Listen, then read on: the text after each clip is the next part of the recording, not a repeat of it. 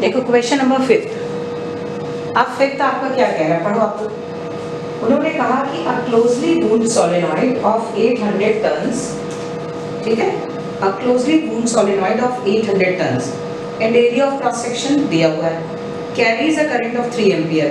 Explain the sense in which the solenoid acts like a bar magnet, what is its associated magnetic moments.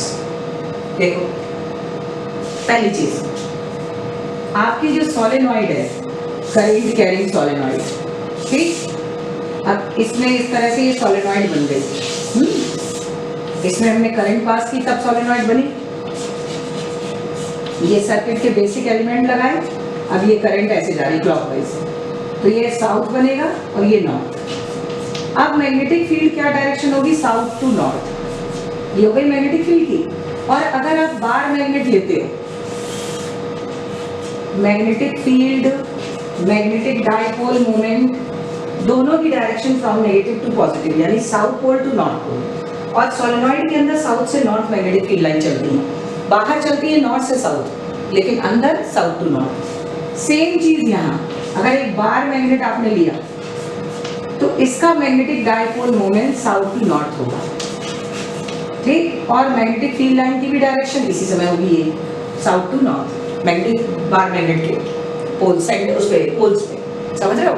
और यहाँ पे भी poles पे दोनों की पोल स्ट्रेंथ इक्वल होती है, साउथ और नॉर्थ। जितना पावरफुल साउथ पोल बनता है सोलेनॉइड में, उतना ही पावरफुल नॉर्थ बनता है। सेम कंडीशन बार मैग्नेट की है, ठीक है, बार मैग्नेट में जितना पावरफुल साउथ पोल होता है उतना ही नॉर्थ। इक्वल पोल स्ट्रेंथ, इसीलिए आपको एन लिखते हैं ना, पोल स्ट्रेंथ, तो अनइक्वल नहीं होती, दोनों की इक्वल होती। दूसरी चीज, पोल्स पे नंबर ऑफ फील्ड लाइन सबसे ज्यादा होती है, बार मैग्नेट में और इसमें, क्लियर है। बस इसमें डिफरेंस ये है कि पोल्स पे मैग्नेटिक फील्ड आधा रह जाता है, क्योंकि जो बाहर वाला मैग्नेटिक फील्ड है यहाँ ये कैंसिल हो गया, और बार मैग्नेट में पोल्स पे सबसे ज्यादा होता है और अंदर भी यूनिफॉर्म, यानी पोल पे जितना मैग्नेटिक फील्ड होगा उतना ही अंदर होगा। उसकी डायरेक्शन मैग्नेटिक एक्सिस के पैरेलल, इसमें भी पैरेलल। इसमें magnetic dipole moment south to north, इसमें भी साउथ टू नॉर्थ। बाहर ऊपर और नीचे मैग्नेटिक फील्ड, यहाँ भी जीरो और सोलेनॉइड में भी जीरो। तो इतने सारे बिहेवियर जिसमें हम बार मैग्नेट और सोलेनॉइड को इक्विवेलेंट कह सकते हैं। उसके अलावा आप बता सकते हो कि बार मैग्नेट को फ्रीली सस्पेंड करते हैं, it always stage in north south direction. Same behaviour solenoid के साथ है कि अगर करंट कैरिंग सोलेनॉइड को आप लटका दो इलेक्ट्रोमैग्नेट को, ठीक है, और रोटेट करके छोड़ दो, तो ये हमेशा किस डायरेक्शन में रुकेगी, नॉर्थ साउथ डायरेक्शन। तो थ्योरेटिकली उन्होंने कहा ना इन व्हाट सेंस कि सोलेनॉइड और बार मैग्नेट के इक्विवेलेंट है, या bar magnet is equivalent to solenoid. तो जब सेंस कहा है तब तो आपको थ्योरी से बताना है। वैसे ये डेरिवेशन मैथमेटिकली भी प्रूव होता है, solenoid is equivalent to bar magnet, और ये एनसीईआरटी में दिया हुआ है, लेकिन टिपिकल मोस्ट डेरिवेशन है। तो ये मैं तब कराऊंगी जब आप लोग मेरे सामने होंगे, ठीक, क्योंकि एनसीईआरटी से अपने आप नहीं कर पाओगे, पेपर पे लिख के बोर्ड से। इसमें एनसीईआरटी बोर्ड दोनों जब सामने होंगे और मैं भी होंगी, तो वो डेरिवेशन में कराऊंगी। तो bar magnet is equivalent to solenoid, ये एनसीईआरटी में दिया हुआ है। तो मैथमेटिकली अगर प्रूफ पूछते हैं तो वो मैथमेटिकली प्रूव करना है, और केवल इन विच सेंस कहते हैं तो फिर आप थ्योरेटिकली बता दो, जैसे मैंने बताया। तो पहला पार्ट तो ये है। अब सेकेंड पार्ट न्यूमेरिकल है, वो सिंपल न्यूमेरिकल है, तो उसको करो। आप कैसे करोगे, देखो पार्ट नंबर इसका आगे का न्यूमेरिकल वाला पार्ट देखो, क्वेश्चन नंबर 5। अब क्या क्या दिया देखो, नंबर ऑफ टर्न्स दिए उन्होंने 300 नहीं 800, और एरिया आपको दिया है 2.5 इंटू 10⁻⁴ मीटर स्क्वायर, और उसके साथ साथ करंट आपको दी है 3 एम्पियर, और आपसे मैग्नेटिक डाइपोल मोमेंट पूछा गया, ठीक। तो देखो m का क्या फॉर्मूला आएगा, NAI, m तो हुआ आपका 800, एरिया हुआ 2.5 इंटू 10⁻⁴ और 3, ठीक है। तो भाई आप मल्टीप्लाई कर लो, सॉल्व कर लो, पूरा इनका हाँ पूरा ही हो जाएगा और फिर 25 8 जा 200, 2 3 जा 6, तो 0.6 आ रहा है एम्पियर मीटर स्क्वायर, या उन्होंने पोटेंशियल एनर्जी से इसकी यूनिट निकाल ली joule per tesla, direct unit. ठीक है, क्लियर हो गया? ये तो सिंपल क्वेश्चन है। न्यूमेरिकल वाला पार्ट तो इसका सिंपल है, लेकिन इसमें जो कंसेप्चुअल है कि किस सेंस में सोलेनॉइड बार मैग्नेट के इक्विवेलेंट है, वो पार्ट अच्छा है। ठीक है, अब आ जाओ क्वेश्चन नंबर आपका ये हो गया 6 पे। 6 पढ़ो।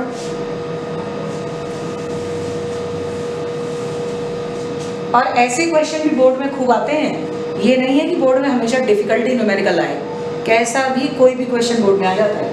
तो क्वेश्चन नंबर 6 सिंपल भी आते हैं और बढ़िया भी क्वेश्चन आते हैं। ठीक, देखो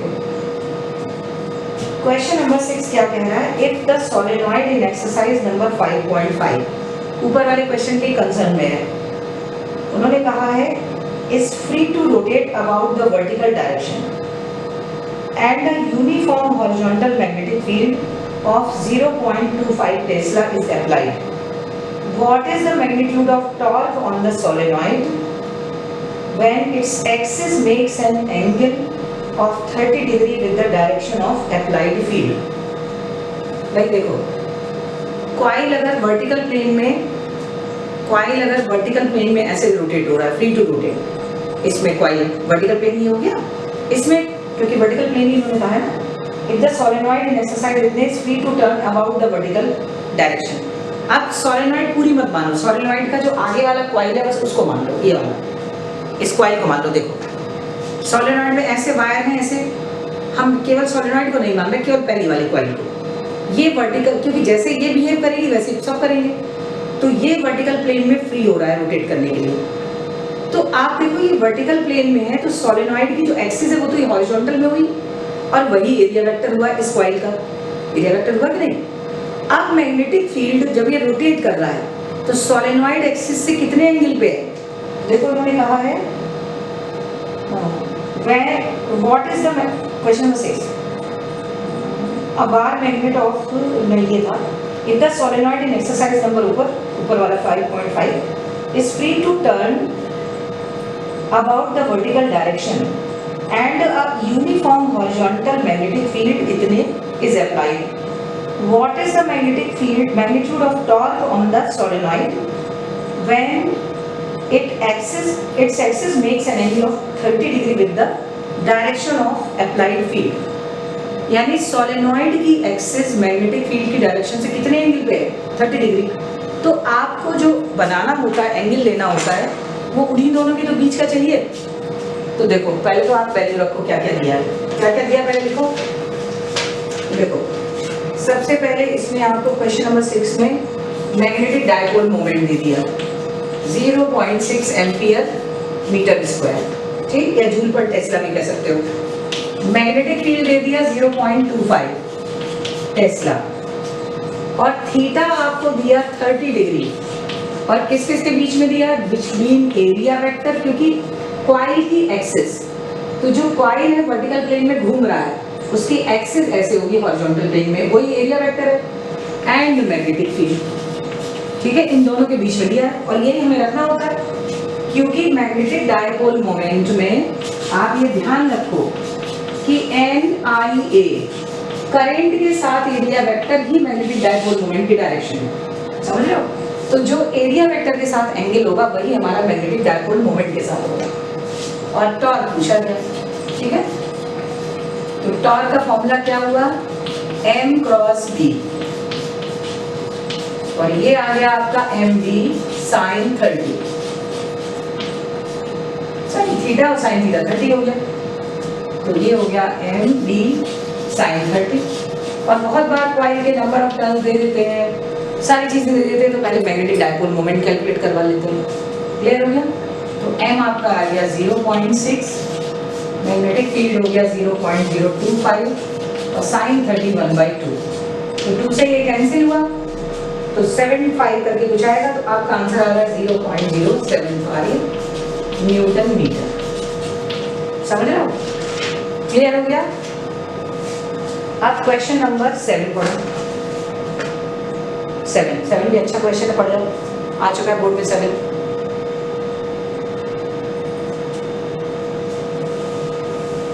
पढ़ो सब लोग 7, क्वेश्चन नंबर 7।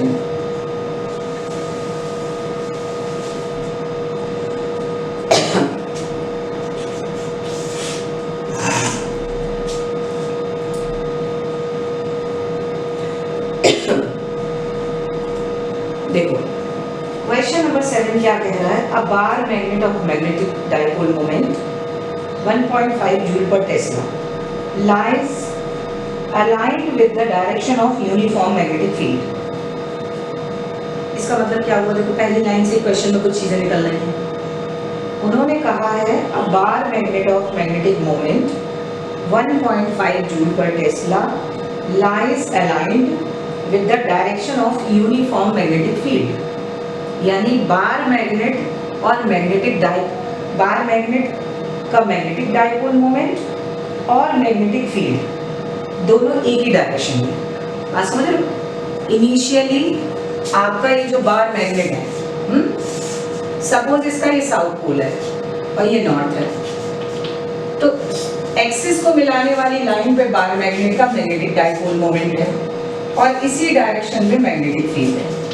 तो ओरिजिनली या इनिशियली थीटा 0 डिग्री हो गया, दोनों पैरेलल हैं।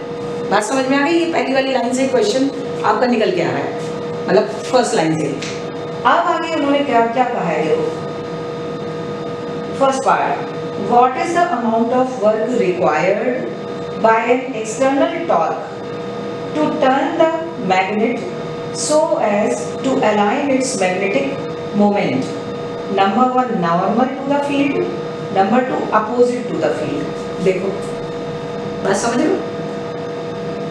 उन्होंने क्या कहा कि हम कितना डायपोल पे एक्सटर्नल टॉर्क लगाएं उसको टर्न करने के लिए, घुमाने के लिए, कि मैग्नेटिक फील्ड इसका उसके नॉर्मल हो जाए मैग्नेटिक डायपोल मोमेंट के। इसका मतलब देखो पहले दोनों एक ही लाइन में थे, अब आपने इसको घुमा के नॉर्मल कर दिया तो दोनों के बीच में एंगल कितना आया, थीटा 90 डिग्री। तो इसका मतलब ये हुआ कि फर्स्ट पार्ट में आपको कहाँ घुमाना है, थीटा 2 90 डिग्री पे, और इसी का सेकेंड पार्ट कहा है उन्होंने ऑपोजिट टू द फील्ड। देखो इसी में सेकेंड पार्ट कहा है, देखो व्हाट फॉर ए और बी दो में, ये ए पार्ट का फर्स्ट का ये तो ए है और फर्स्ट का ही ये बी है, ठीक, फर्स्ट का ही ये बी है। और बी में उन्होंने क्या कहा है, देखो ए पार्ट का ही बी पार्ट फर्स्ट का, देखो पढ़ते, opposite to the field direction. देखो ये था, पहले मैंने सही लिखा था ए का फर्स्ट पार्ट और ये ए का सेकेंड पार्ट, और इसमें एक और पार्ट है जो कि बी है, ठीक, वो भी है, आगे उसको बाद में देखूंगी। अब पहले गिवन क्या क्या था आप वो लिखो, क्या क्या इसमें दिया था, नोट करो, मेरे पास पेज में नोटेड है तो मैं नोट कर रही हूँ क्या क्या गिवन है कॉमन पूरे क्वेश्चन के लिए, ABC सब के लिए। क्वेश्चन नंबर है आपका 7 में आपको दिया था magnetic dipole moment 1.5 joule 1.5 joule per Tesla, और मैग्नेटिक फील्ड दिया है 0.22 टेस्ला, ठीक। अब देखो सबसे पहले आप क्या करोगे इस क्वेश्चन में, समझो, इन्होंने निकालवाया क्या, टॉर्क निकलवाया है, क्या पूछा था, वर्क डन पूछा। देखो what is the amount of work required, ठीक। तो इसमें थीटा 90 डिग्री था और इस पार्ट में उन्होंने कहा था अपोजिट टू फील्ड, तो यानी 180 डिग्री। थीटा 1 दोनों के लिए 0 डिग्री, और आगे जो पार्ट पूछे उसमें फर्स्ट पार्ट में उन्होंने कहा कि एक्सटर्नल टॉर्क उसको कितना घुमाएगा, ठीक है, कि 90 डिग्री को नॉर्मल हो जाए, मैग्नेटिक फील्ड के नॉर्मल हो जाए, और उसमें कहा उन्होंने ऑपोजिट हो जाए, ठीक है। तो थीटा 1 तो 0 है क्योंकि इनिशियली दोनों अलाइंड है, एक ही लाइन में रखे हैं। तो आपको ध्यान होगा वर्क डन का फॉर्मूला क्या आता था, PE डाइपोल में, तो यहाँ MB हो गया और अंदर आता था cos theta 1 minus cos theta 2। तो अब देखो इसमें m की वैल्यू कितनी वहां दी हुई है 1.5, b की वैल्यू दी है 0.22, cos थीटा 1 हुआ cos 0 डिग्री और cos थीटा 2 हुआ cos 90, तो cos 90 तो 0 ही है और cos 0 1 है, तो दोनों को मल्टीप्लाई कर लो 33, तो 0.33 जूल। ये पहला पार्ट हो गया। अब इसमें निकालो वर्क डन, तो वर्क डन आपका कितना है इसमें mv cos, पहला तो थीटा 1 तो 0 ही है, तो थीटा 1 पहले तो फॉर्मूला लिखो तब प्लेस करना, नहीं तो गलती करोगे कि क्या कर दिया हमने। अब मैग्नेटिक डायपोल मोमेंट दोनों पार्ट के लिए कॉमन है, मैग्नेटिक फील्ड भी 0.22, अब cos ओरिजिनल एंगल 0 डिग्री है और माइनस cos 180 डिग्री है, ठीक है। तो 0.33 और cos 0 1 है और cos 180 डिग्री -1 है, तो माइनस माइनस प्लस हो गया, तो ये निकल के आ गया 0.66 जूल, ठीक है। ये तो हमारा आ गया दोनों ही पार्ट में वर्क डन। अब इसका सेकेंड पार्ट उन्होंने क्या कहा है, what is the torque on the magnet in each case. दोनों ही केस में टॉर्क पूछा गया है, ठीक है, इन ईच केस। तो अब टॉर्क निकालने के लिए आप क्या करोगे पहले वाले केस में, तो अब मैं बी पार्ट, फर्स्ट केस का बी पार्ट क्या हुआ, torque is equals to M B sine theta. तो टॉर्क लगा के आपने टर्न कितना दिया 90 डिग्री, क्योंकि 0 डिग्री में तो रखा हुआ था। फर्स्ट केस में आपने एक्सटर्नल टॉर्क से परपेंडिकुलर किया, तो आपने रोटेशन कितना किया मैग्नेटिक फील्ड और मैग्नेटिक डायपोल के मोमेंट के बीच में 90 डिग्री, और दूसरे वाले में आपने टर्न करके ऑपोजिट कर दिया, ठीक है। तो एम डी साइन 90 और साइन 90 का मतलब 1, तो मैक्सिमम टॉर्क है। अगर इस कंडीशन में मैक्सिमम मिनिमम टॉर्क पूछते हैं तो ये मैक्सिमम टॉर्क होता है। तो m आपका दिया हुआ है 0.22, नहीं ये तो दिया हुआ है मैग्नेटिक, ये इससे पहले लिख लो, तो आपका आंसर तो वही आ गया 0.33 न्यूटन मीटर, ठीक। अब देखो इसमें मैं इसी के नीचे लिख रही हूँ बी का सेकेंड पार्ट।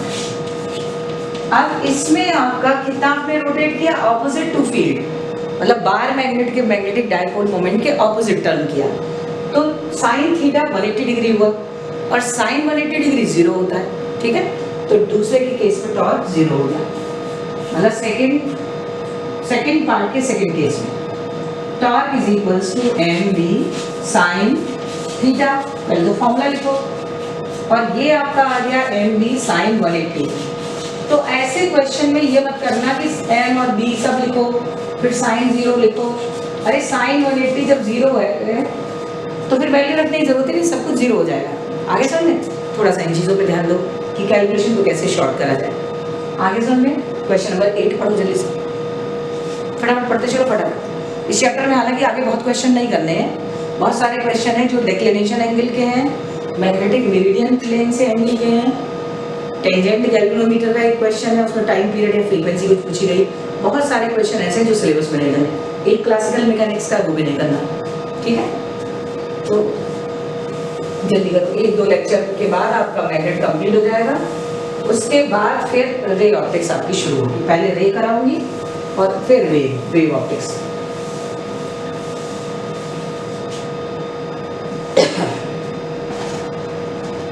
देखो क्वेश्चन नंबर उन्होंने कहा है, क्वेश्चन नंबर 8 क्या कह रहा है भाई, a closely moved solenoid of 2000 tons and area of cross section 1.6 into 10 to the power minus 4 meters square carrying a current of 4 ampere is suspended through its center allowing it to turn in a horizontal plane। एक solenoid है जो ऐसे horizontal plane में, ऐसे जैसे horizontal plane है ऐसे turn कर रही है, हॉरिजॉन्टल प्लेन में टर्न करने के लिए फ्री है। अब आपसे पहली चीज उन्होंने पूछी है, what is the magnetic moment associated with the solenoid, magnetic dipole moment पूछा है। सेकेंड पार्ट उन्होंने कहा है what is the force and torque on the solenoid if a uniform magnetic field of इतने tesla is set up an angle of 30 degree with the axis of solenoid. सही, बढ़िया question. देखो क्या क्या given है। क्वेश्चन नंबर आपका है ये 8 है ना। तो देखो 8 क्वेश्चन में देखो क्या क्या दिया है। क्वेश्चन नंबर 8 में सबसे पहले तो नंबर ऑफ टर्न्स दिए हैं 2000। उसके साथ आपका सोलेनॉइड का एरिया ऑफ क्रॉस सेक्शन दिया है 1.6 into 10 to the power -4 metre square, और करंट कितनी दी है 4 एम्पियर। 4 एम्पियर। अब ए पार्ट में एक तो उन्होंने मैग्नेटिक डाइपोल मोमेंट पूछा है ए पार्ट में, और बी पार्ट में उन्होंने कहा है टॉर्क और फोर्स। टॉर्क पूछा है और फोर्स पूछा है, और दिया क्या है मैग्नेटिक फील्ड। बी पार्ट में आपको मैग्नेटिक फील्ड उन्होंने 7.5 into 10 to the power -2 tesla, और थीटा दिया है 30 डिग्री किस किस के बीच में, मैग्नेटिक डाइपोल मोमेंट और मैग्नेटिक फील्ड। क्योंकि उन्होंने सोलेनॉइड एक्सिस से कहा है। सोलेनॉइड अगर आपकी ये है तो सोलेनॉइड की एक्सिस ये है, और मैग्नेटिक डाइपोल मोमेंट भी इधर ही होता है सोलेनॉइड एक्सिस के अलाउंग, और मैग्नेटिक फील्ड उससे उन्होंने कहा 30 डिग्री पे मैग्नेटिक फील्ड, तो ये 30 डिग्री है। ठीक है, ये इस तरह से। तो एंगल आपका सही दिया, आप सॉल्व करो। तो पहले मैग्नेटिक डाइपोल मोमेंट निकालना है। तो भाई मैग्नेटिक डाइपोल मोमेंट के लिए तो कोई समस्या ही नहीं है। NAI या NIA 2000, करंट आपकी 4 एम्पियर, और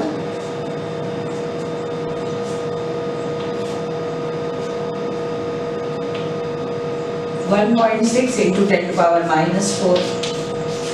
ठीक, तो ये आपका आ गया है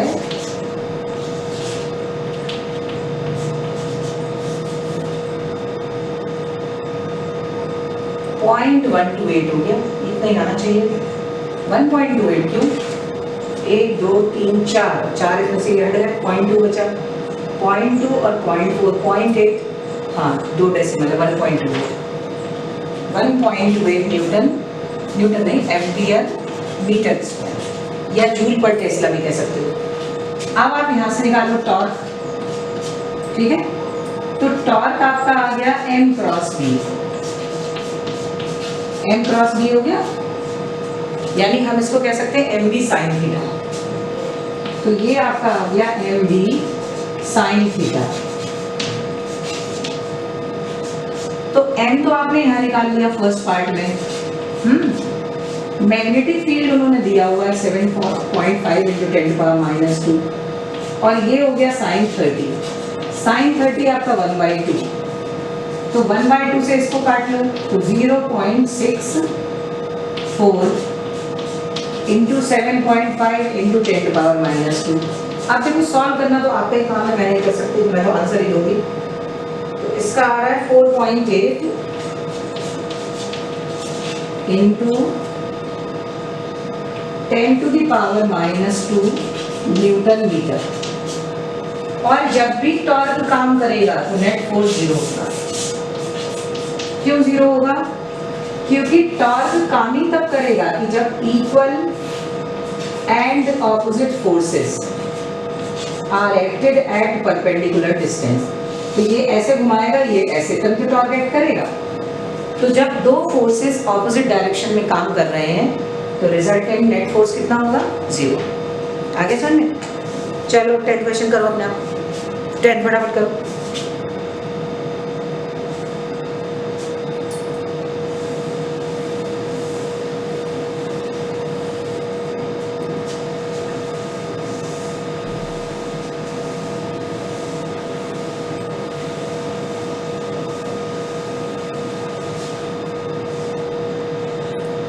क्वेश्चन नंबर 10।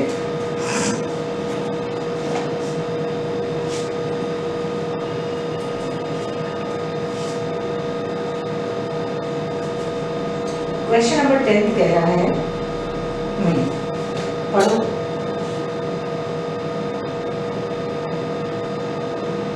टेंथ नहीं, ये आपका 8th था ना, 9th भी तो भी करना है, 9th पढ़ो, 10 नहीं, पहले क्वेश्चन नंबर 9 उन्होंने कहा है अ मैग्नेटिक नहीं, a circular coil of 16 turns and radius 10 centimeter carrying a current of 0.75 ampere rests with its plane normal to an external field of magnitude this। यानी ये आपका कोई एक सर्कुलर कॉइल है, देखो ये कॉइल, ठीक समझना ध्यान से, ये सर्कुलर कॉइल है, इसके नंबर ऑफ टर्न्स दे दिए उन्होंने, इसी सर्कुलर कॉइल है, इसके नंबर ऑफ टर्न्स, इसकी रेडियस और करंट सब दे दिए, और उन्होंने कहा है कि एक्सटर्नल मैग्नेटिक फील्ड में in an external field of नहीं दिया, a circular coil returns carrying a current of इतने rest with its plane normal, जो इसका प्लेन है ये मैग्नेटिक फील्ड के नॉर्मल है, ठीक। तो आप देखो इसका एरिया वेक्टर इधर ही जाएगा, ये प्लेन हॉरिजॉन्टल प्लेन में कॉइल रखा, तो इसका एरिया वेक्टर ऐसे जाएगा, और मैग्नेटिक फील्ड के ये नॉर्मल है, तो मैग्नेटिक फील्ड भी ऐसे हुआ, तो एरिया वेक्टर और आपका मैग्नेटिक फील्ड दोनों पैरेलल हो गए। कोई भी कॉइल ऐसे है, ये कॉइल है, ठीक है, इसका एरिया वेक्टर हमेशा परपेंडिकुलर जाता है, और मैग्नेटिक फील्ड भी उन्होंने कहा नॉर्मल, तो आपस में दोनों पैरेलल हो गए। अब आगे देखो क्या कहना है क्वेश्चन में, उन्होंने कहा है आगे क्वेश्चन नंबर 9 में, the coil is free to turn about an axis in its plane perpendicular to the field direction, ठीक है, अपने प्लेन में ये रोटेट होने के लिए फ्री है ऐसे, और वो मैग्नेटिक फील्ड की डायरेक्शन से परपेंडिकुलर है। अब उन्होंने कहा है, आपसे पूछा है, when the coil is turned slightly and released, थोड़ा सा कॉइल को ऐसे ऐसे टर्न किया, छोड़ दिया, it neutralizes about its stable equilibrium, नहीं, it oscillates about its stable equilibrium with a frequency of this। What is the moment of inertia of the coil about its axis? अच्छा ये question है, मैं आपको बताऊं,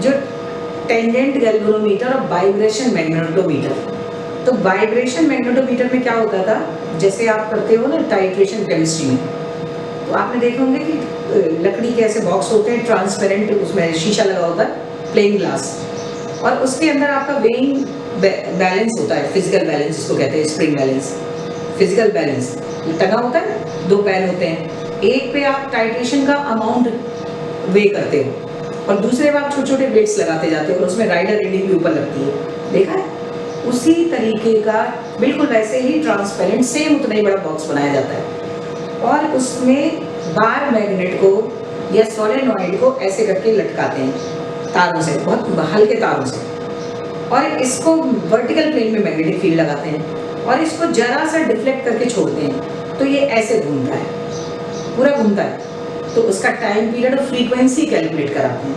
तो ये वैसे तो आपके सिलेबस में नहीं है, अब टेंजेंट गैल्वेनोमीटर सिलेबस से हट ही चुका है, लेकिन मैं इसलिए बता दे रही हूँ कि भाई कोई बच्चा कंपटीशन में फार्मूला तो कम से कम जान लो, है ना, बोर्ड में तो नहीं आएगा, तो इसका फॉर्मूला लिख लो, मैंने ये नोट किया इसलिए कि आप लोग को दिक्कत ना हो, ठीक है, तो फॉर्मूला लिख लो। फॉर्मूला इसका है क्वेश्चन नंबर 9, n दिया हुआ है 16, ठीक है, r दिया हुआ है 0.1 मीटर, करंट दी गई है 0.75, और मैग्नेटिक फील्ड दिया गया है 5 × 10⁻⁻² टेस्ला, और फ्रीक्वेंसी दी गई है 2 पर सेकेंड। अब इसमें सबसे पहले तो आप मैग्नेटिक डायपोल मोमेंट निकालना, NIA, ये आप कैलकुलेट कर लेना, और इसमें N 16 है, I आपका 0.75 है, और ये πr² 0.1 का स्क्वायर, सब रखने के बाद मैंने कैलकुलेट करके आंसर भी लिखे हैं, आंसर इसका है 0.377 एम्पियर मीटर स्क्वायर, ठीक है, ये आपका आ गया डायपोल मोमेंट। अब वाइब्रेशन मैग्नेटोमीटर की फ्रीक्वेंसी होती है 1/2π √mv अपॉन मोमेंट ऑफ